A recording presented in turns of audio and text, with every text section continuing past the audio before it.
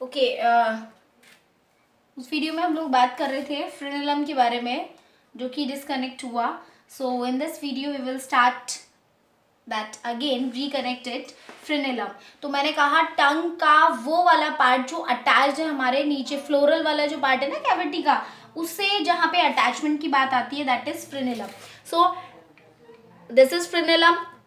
The tongue जो कि इसमें छोटे छोटे से प्रोपोर्शन दिख रहे हैं, they are the papillae having the taste buds. जो अंदर मैंने कहा एक घंटी जैसा स्ट्रक्चर जो दिख रहा है that is uvula. So all these are the structure related with the tongue.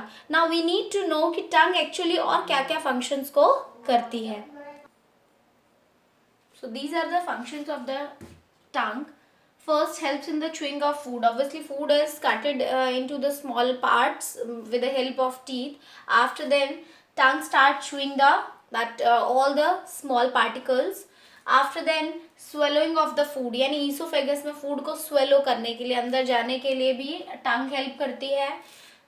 Act as brush to clean the teeth. Yes, it is a natural brush we can say. तो टीथ को easily साफ करने में help कर रही है. Organ of test, ये test words present है तो ऑब्वियसली टेस्ट में हेल्प कर रही है, अदरवाइज आपको टेस्ट कभी भी पता नहीं चलेगा. उसके अलावा रोल इन स्पीच, हम कोई भी वर्ड जो बोल पा रहे हैं, जैसे मैं कुछ बोल पा रही हूँ तो वो किसकी हेल्प से बोल पा रही हूँ, टंग की हेल्प से, है ना. तो जो भी वर्ड्स होंगे उसको एक मीनिंगफुल सेंटेंस में लेकर आना, या जो हम बोल पा रहे हैं वो with the help of tongue. यहाँ पे अगर सिर्फ डाइजेशन से रिलेटेड बात करोगे तो ये कुछ 1 2 3 इस तरीके के यहाँ पे कुछ इंपॉर्टेंट फंक्शंस हो गए. तो हमने टीथ के बारे में पढ़ लिया, टंग के बारे में पढ़ लिया. Now we need to know palate, obviously बता चुकी हूँ. हार्ड सरफेस जो अपर जो है जॉ का, that is the palate. Last अब हमारा बचता है salivary glands. So salivary glands यहाँ पे कितने टाइप के हैं, वो क्या सिक्रीट करते हैं, क्या उनका कंपोजिशन है और क्या उनका एग्जैक्टली इसमें रोल है. These are the salivary glands. So 3 pair of salivary glands are present. That means these glands are present in pair. One thing is important, क्योंकि कोई भी सिंगल नहीं है, पेयर में प्रेजेंट है. पहला आता है पैरोटिड ग्लैंड्स. सबसे पहली चीज़, ये लार्जेस्ट सेलेवरी ग्लैंड्स है. तीनों ग्लैंड्स में पूछा जाता है सबसे लार्जेस्ट कौन सा है तो पैरोटिड, स्मॉलेस्ट कौन सा है तो सबलिंगुअल. ओके, पैरोटिड ग्लैंड जो है उसकी लोकेशन क्या है, तो अगर हम एग्जैक्टली ईयर्स देखें, अपने ईयर्स के पास में, और ईयर्स के पास में भी देखते हो, into the oral cavity near the upper second molar. अभी तुम लोगों को टीथ के बारे में बताया था, तो सेकेंड मोलर जो है वहाँ पे इनकी ओपनिंग डक्ट ओपन होते हैं, यानी कि बिल्कुल कानों के पास कह सकते हो, क्योंकि मोलर तो लास्ट में है ना, तो वहाँ पे ये प्रेजेंट होंगे. लोकेशन ज़रा इमेजिन करते जाओ, सोचते जाओ, विच इज़ वेरी सिंपल. तो पैरोटिड ग्लैंड हम ईयर्स के पास में सेकेंड मोलर जहाँ पे बताए थे वहाँ पे प्रेजेंट है. ओके, सबलिंगुअल ग्लैंड जो है वो सबसे स्मॉलेस्ट है. ये कहाँ पे है, टंग के जस्ट नीचे, पेयर में है, ध्यान रखना. जहाँ फ्रेनेलम बता रही थी लाइक दिस, ठीक है, अपोजिटली. आफ्टर देन सब मैंडिबुलर और सब मैक्सिलरी. अगर इसकी बात करें तो ये लोअर जॉ जो है, यानी ये दोनों अपोजिट डायरेक्शन में नीचे की तरफ बिल्कुल, ठीक है, यहाँ पे प्रेजेंट होगा. और ये अपर वाले जॉ के बारे में बात हो रही थी, ठीक है, इस चीज़ को क्लियर रखना. कानों के पास यानी अपर जॉ में, यही लोअर जॉ की बात हो रही है, और ये टंग के नीचे. इस तरीके से तीनों ग्लैंड्स की लोकेशन हो गई. Now what is the major function, और we can say common function they perform. So exactly they secrete the saliva, ठीक है, सलाइवा सिक्रीट करते हैं. और सलाइवा के सिक्रीशन में, यानी सलाइवा में कुछ ऐसी चीज़ें होती हैं जो फूड को डाइजेस्ट करने में हेल्प करती हैं. तो मेन हमारा जो ध्यान होगा वो कहाँ पे होगा, सलाइवा के ऊपर होगा, कि सलाइवा का कंपोजिशन कैसा होता है जिससे वो फूड को डाइजेस्ट करने में हेल्प करे. So this is we can say that the main function of salivary glands is secretion of saliva.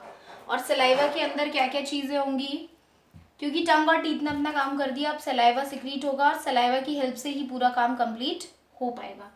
Saliva में है म्यूकस, इलेक्ट्रोलाइट्स एंड एंजाइम्स, ठीक है. म्यूकस जो है एक चिपचिपा मटेरियल है, लाइक पानी में कुछ ग्लू डाल दो वैसा ही है.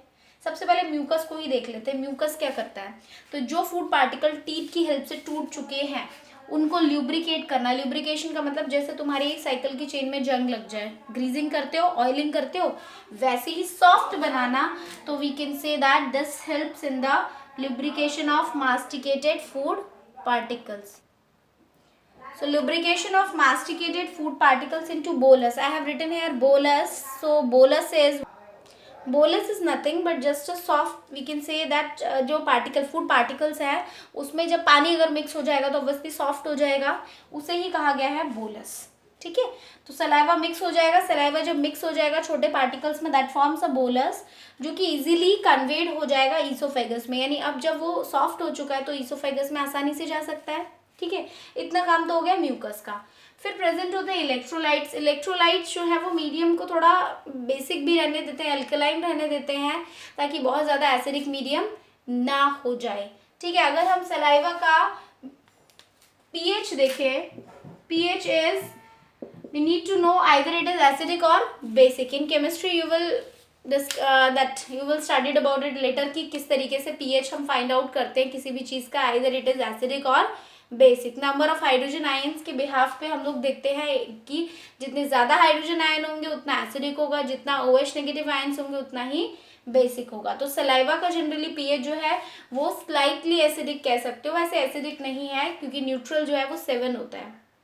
ठीक है, तो ये इसको थोड़ा अल्कलाइन बनाने के लिए इलेक्ट्रोलाइट्स हेल्प करते हैं. रेस्ट ऑफ बचते हैं लास्ट में एंजाइम्स. एंजाइम बेसिकली यहाँ पे दो है सलाइवा में, salivary amylase and the lysozyme, और ये दोनों ही एंजाइम बहुत इंपॉर्टेंट रोल प्ले करेंगे. सबसे पहले हम देखते हैं सेलेवरी एमाइलेज का function. Salivary amylase function on the starch.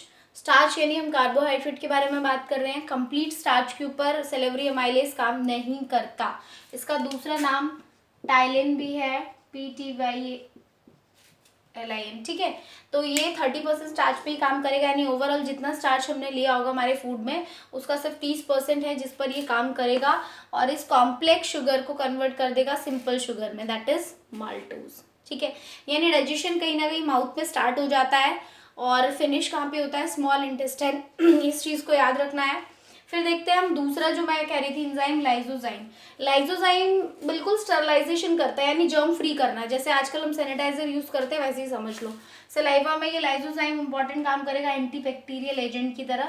यानी कोई भी जर्म अगर अंदर आ जाता है, एंटर हो जाता है, तो उसको फिनिश करेगा जिससे कि इन्फेक्शन ना हो सके. तो काफ़ी हद तक ये हेल्पफुल हो जाता है. ये दो एंजाइम जो सेलेवरी ग्लैंड्स यानी सलाइवा जो सिक्रीट होता है उसमें प्रेजेंट होता है. हमने अब तक पूरा ओरल कैविटी के बारे में स्टडी कर ली. फाइनली जो ये बोलस बना था मैंने कहा ये कन्वेड हो जाएगा किसमें, ईसोफेगस में. ईसोफेगस में कोई डाइजेशन नहीं होता है, बट वहाँ पे सिर्फ और सिर्फ मस्कुलर कॉन्ट्रैक्शन होता है और फूड फाइनली पहुँचता कहाँ पे है, that is in the stomach. One more thing, in the esophagus when food is going to the stomach, वहाँ पे कुछ कॉन्ट्रैक्शन होंगे पाइप में, जैसे कोई चीज़ फंसा दी जाए तो उस कॉन्ट्रैक्शन के लिए टर्म यूज़ किया जाता है peristaltic movement, which we will discuss about it in the later class. In that class we will start about stomach क्योंकि उसमें बहुत ज़्यादा नहीं है, तो इसलिए हमें डाइजेशन जो है प्रॉपरली यहाँ पे हमने स्टार्ट कर दिया है, और स्टमक और ईसोफेगस में बहुत ज़्यादा नहीं है, इसको हम नेक्स्ट क्लास में स्टार्ट करते हैं.